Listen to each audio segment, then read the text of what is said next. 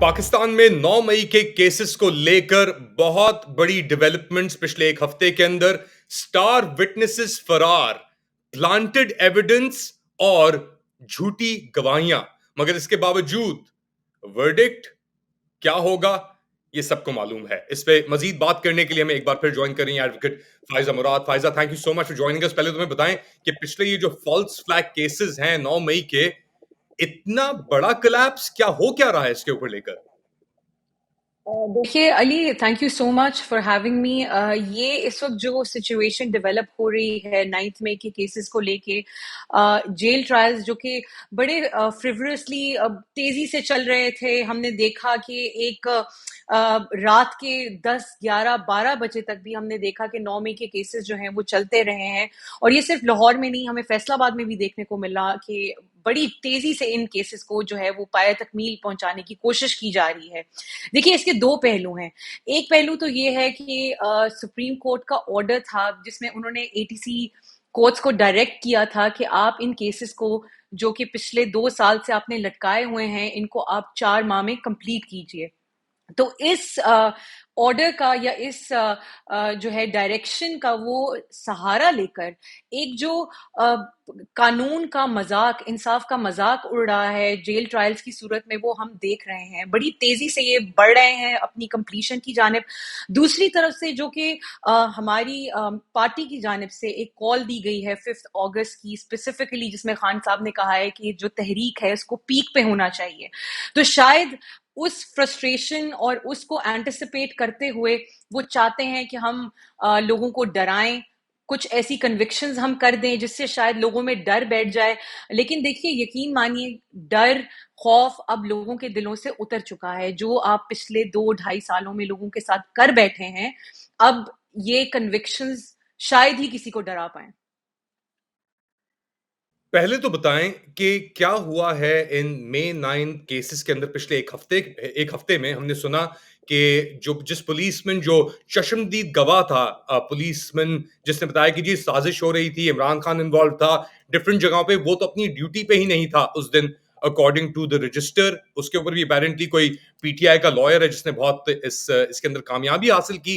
फिर पता लगा कि जी जो डंडे इस्तेमाल हुए थे 30 दिन बाद उस वाकये के, वो वो भी शायद प्लांटेड थे क्योंकि हर रोज सफाइयां हो रही थी उस रोड की।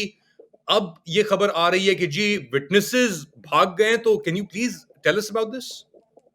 देखिए, सबसे पहले तो जो स्टार विटनेस का आपने जिक्र किया, वो एक बड़ी फनी सिचुएशन हुई जब जो हमारे ट्रायल लॉयर्स की टीम जो हेड कर रहे हैं, बुरहान मौजम साहब, he is a very senior and a very season criminal lawyer and a trial lawyer. तो उन्होंने जब सवालात उठाए तो पता चला कि जो हमारे स्टार विटनेस साहब हैं, वो उस दिन छुट्टी पर मौजूद थे।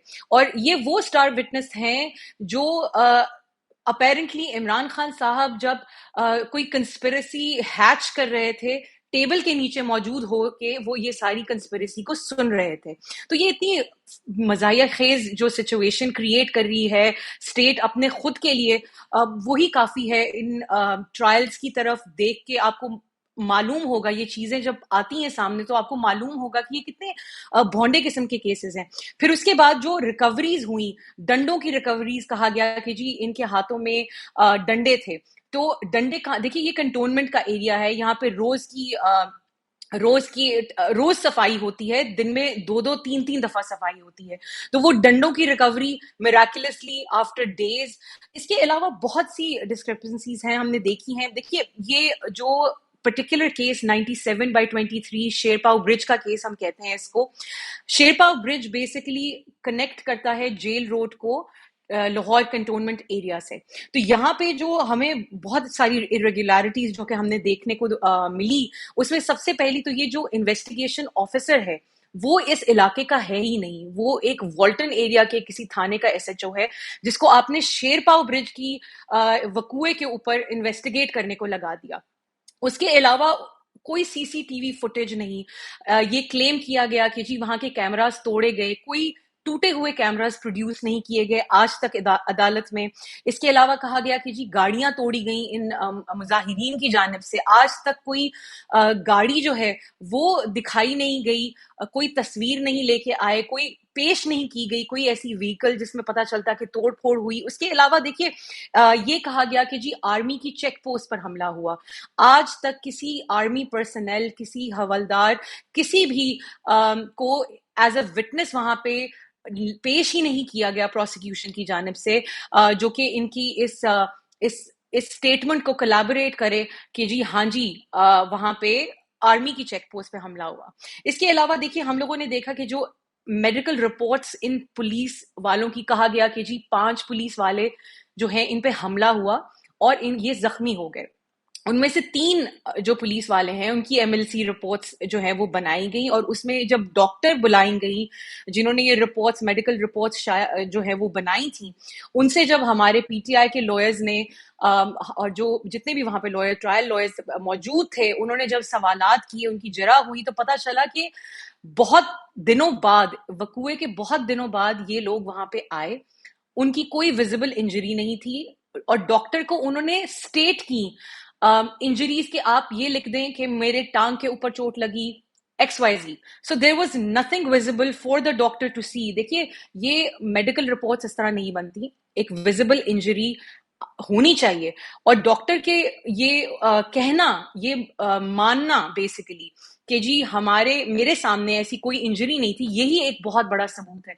देखिए ये सारी चीजें जितने भी during the process of the trial for this particular case, जितनी भी जरा हुई है गवाहान के ऊपर, प्रोसिक्यूशन हैज फेल्ड मिजरेबली, और ये कहानी जो गढ़ी गई है 9 मई की फॉल्स फ्लैग की, ये एक बहुत बुरे तरीके से जो है वो अब रेत की दीवार की तरह गिर रही है।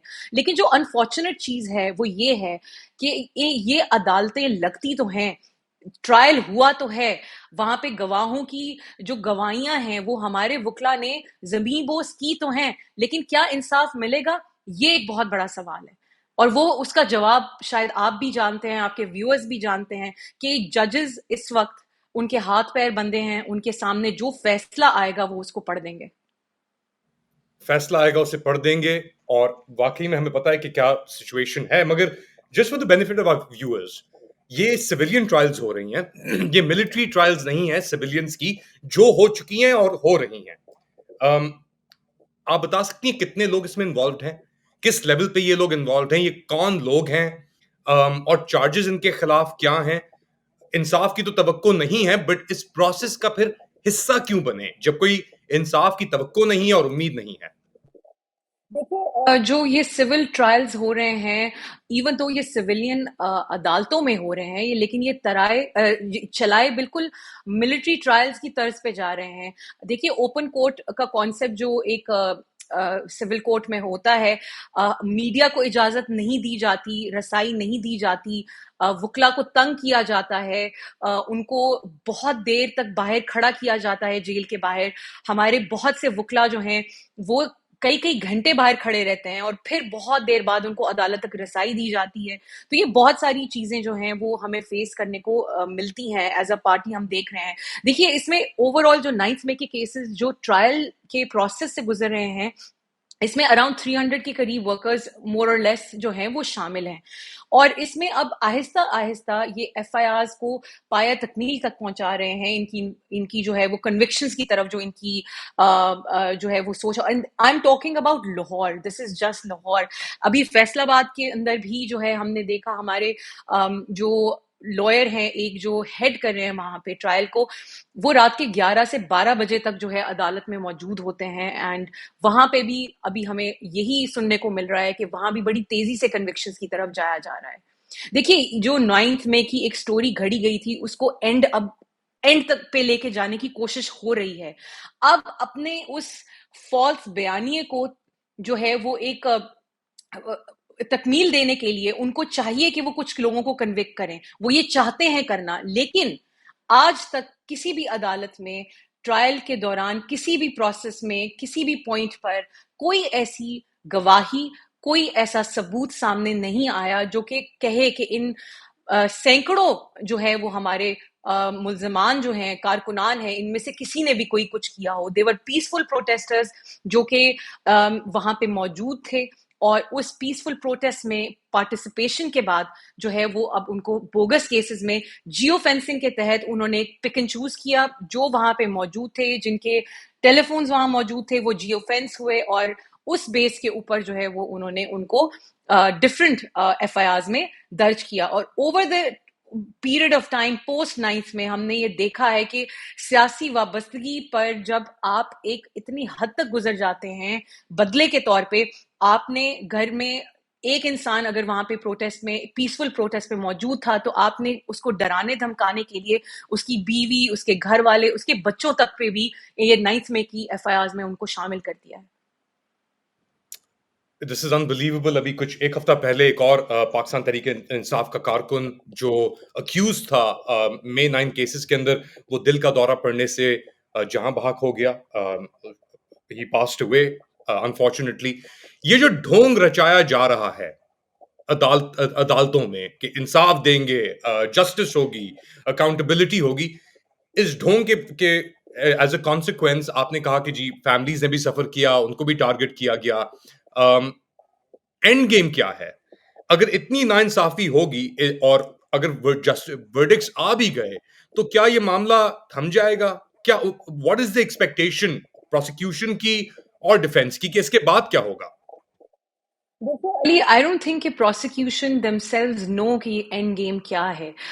जब हम वहाँ पे ट्रायल के दौरान या एटीसी अदालतों में भी जब पोस्ट 9th हम लोग जब वहाँ पे मौजूद होते थे, तो जितने भी पुलिस वाले जितने भी इन्वेस्टिगेटिंग ऑफिसर्स जो होते थे, उनको खुद मालूम नहीं होता था कि वेयर दिस इज हेडेड। उनको जो इंस्ट्रक्शंस आती हैं वो मनोमन उस पर अमल करते हैं, and this goes the same for the जजेस in Pakistan right now. So and so की कॉन्स्टिट्यूशनल बेंच जो कि एक इतना बड़ा जो कि हाईएस्ट फोरम है इंसाफ का पाकिस्तान में इस वक्त, वो भी एक मजिस्ट्रेट की तरह एक्ट कर रहा है।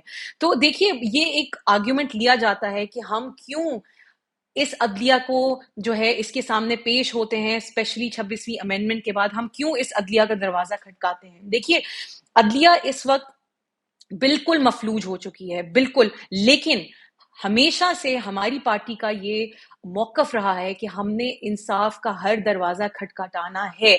बेशक हमें इंसाफ मिले ना मिले, हमने हर फोरम के ऊपर जाना है।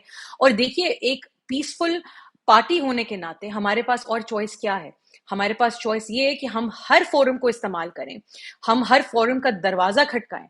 और शायद उनमें से, देखिए, इसी जुडिशरी में से जस्टिस मुनीब भी निकलते हैं, जस्टिस आयशा मलिक भी निकलती हैं, और बहुत से ऐसे जजेस हाई कोर्ट्स में भी मौजूद हैं, और लोअर कोर्ट्स में भी हमने बहुत से जजेस को देखा है जिन्होंने ये अपने सामने होता देखा और उन्होंने फैसला किया कि वो कॉन्स्टिट्यूशन के साथ खड़े होंगे, सच के साथ खड़े होंगे। तो उम्मीद हमेशा रखनी चाहिए, उम्मीद अभी भी है, इवन दो हम रिसीविंग एंड के ऊपर हैं, उम्मीद हमेशा रहनी चाहिए। और उन फैमिलीज का क्या, उनकी क्या उम्मीद जो इस मरहले के थ्रू अब गुजर चुके हैं, जिनके ना सिर्फ फैमिली मेंबर्स इस पूरे ड्रामे के अंदर, गोरख धंधे के अंदर, मैनिपुलेशन के अंदर कॉट पकड़े गए हैं, उनका क्या? आप पिछले हफ्ते भी आप गई कोर्ट, मिलिट्री फैमिलीज से भी आपकी जो ट्रायल जिनकी हुई सिविलियंस की, उनसे ही मुलाकात हुई आपकी। उनका आप बताएंगी उनका मौकफ क्या है, उनका पॉइंट ऑफ व्यू क्या है, वो किन मुश्किलात के थ्रू गुजर रहे हैं? देखो अली, मैं खुद एक मिलिट्री प्रिजनर की फैमिली मेंबर हूँ, so I can tell you from a very you know like a very positive way कि एक एक ऐसी चीज हो रही है जिसमें जो शायद हम सबके कंट्रोल में नहीं है।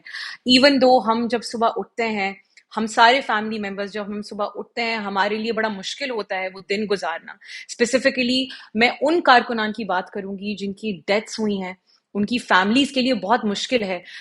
जो हम देख रहे हैं मिलिट्री प्रिजनर्स के अंदर भी हमने देखा है, जो कि 2-2 साल से जिनका कफील जो है वो अपने घर वालों की कफालत नहीं कर पा रहा क्योंकि वो जेल में बैठा है। उनके बच्चे, उनके घर वाले, उनकी बहुत सी डेथ्स हुई हैं फैमिलीज में जिसमें वो नहीं आ पाए। तो ये बहुत एक मुश्किल जो है वो प्रोसेस है। लेकिन मैं आपको बड़े वसूख से यह कहती हूँ कि जो हमारी जितने भी लोग हैं जो कि इस वक्त प्रिजन में हैं, वो इतने पैशन में हैं, इतना डट के खड़े हैं और वो यही कहते हैं कि हम हक और सच के लिए खड़े हैं, एक कॉज के लिए खड़े हैं. For them this is not politics. It was a peaceful protest that they all attended. It was for a cause, and they still believe in that cause. And I think that is what keeps them alive in the jail. वरना जो jail के हालात हैं इस वक्त, मैं coat Lakhpat की बात करूंगी, बहुत बुरे हालात हैं. वहां पे आधा से ज्यादा दिन बिजली नहीं होती, आपको बेसिक मेडिकल फैसिलिटीज तक रसाई नहीं दी जा रही. वहां पे हर जैसे एज का एक कोई ना कोई एक कॉन्विक्ट है वहां पे मौजूद. My own father-in-law, he has been critically ill and he is being denied access to a proper hospital because they are not being allowed, and they say this to us कि हमें इजाजत ही नहीं है. तो वो जेल के अंदर जो एक हॉस्पिटल बना हुआ है उसके अंदर वो मेडिकल केयर देते हैं. और इस तरह बहुत से वहां पे मौजूद हैं यंग बच्चे जिनकी जिंदगियां जो हैं वो आगे पड़ी हैं, जिनकी पूरी पढ़ाइयां जो हैं वो खत्म हो चुकी हैं, लेकिन अभी भी वो जज्बा बाकी है क्योंकि उनको ये बिलीफ है कि वो एक कॉज के लिए खड़े हैं. तो एक पॉजिटिविटी है, इवन दो इस हालात में बहुत मुश्किल है, लेकिन एक पॉजिटिविटी है. और मुझे बहुत अच्छा लगता है ये सुन के. प्रॉब्लम्स जब वो बताते हैं जो जो उनके साथ हो रहा है, लेकिन एंड पे एक लाइन हमेशा हर इंसान ये जरूर कहता है कि बाहर जाके आप सबको बताइए कि हम हक और सच के साथ खड़े हैं, हम डट के खड़े हैं. वो तो डट के खड़े हैं, मगर ये मुल्क इस निज़ाम के अंडर, इस नाइंसाफ़ी के अंडर कितना अरसा चल सकता है इस तरीके से, ये बहुत बड़ा एक सवालिया निशान है. Thank you so much Faiza Murad. Faiza Murad joining us from Pakistan, और बता रही थी हमें कि क्या सूरत-ए-हाल है इन 9 मई के वाक़यात को लेकर. आप लोग क्या समझते हैं? बताएँ मुझे कमेंट सेक्शन के अंदर.